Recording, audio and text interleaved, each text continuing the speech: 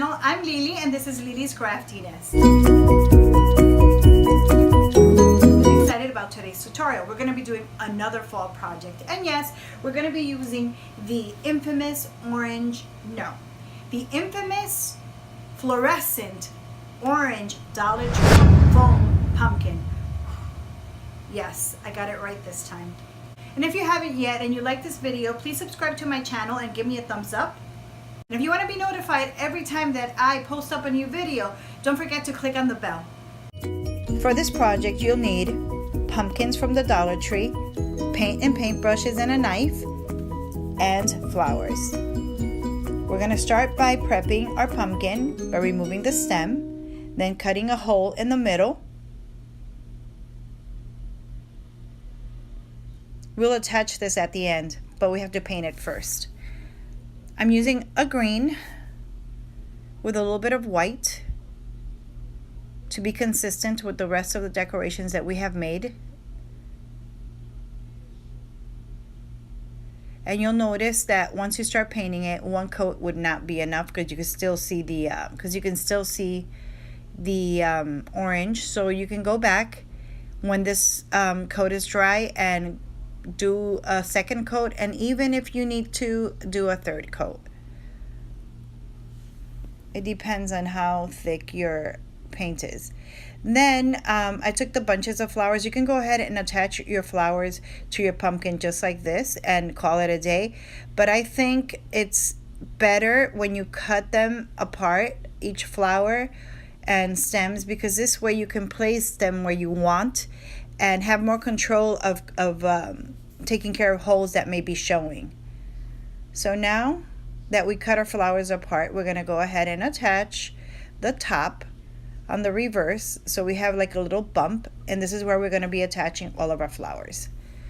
I like grabbing 3 flowers and placing them like in a triangle format,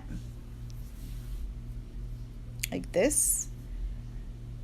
You kind of eyeball it and make sure that they're more or less spaced evenly.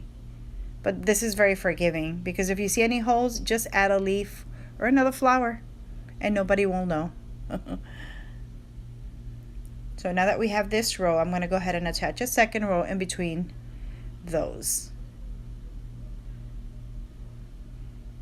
making sure that none of the foam will show from underneath the pumpkin. Then I'm going to take my third type of flower and I'm going to go ahead and put that on top, also like in a triangle format, but closer to each other. You could actually leave it once you're done with this like this, and it looks really pretty, nice, round and even. But I think it gives it a more organic feel when you add twigs and something higher in the middle. Plus I also wanted to add the little pumpkin that I got at Michael's on sale.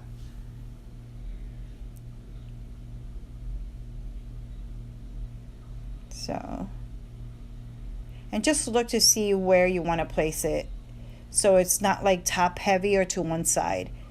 So what I'm doing is I'm adding the pumpkin to a side, and then kind of like adding the longer twigs to the opposite side of where the pumpkin is, so it could give it some balance and still have an organic feel.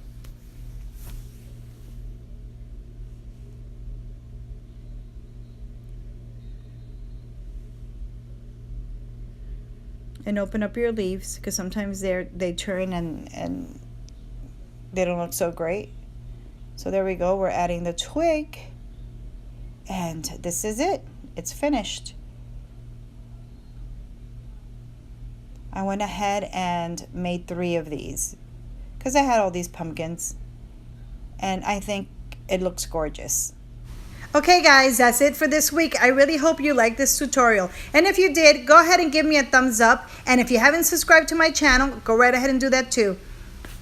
See you next week.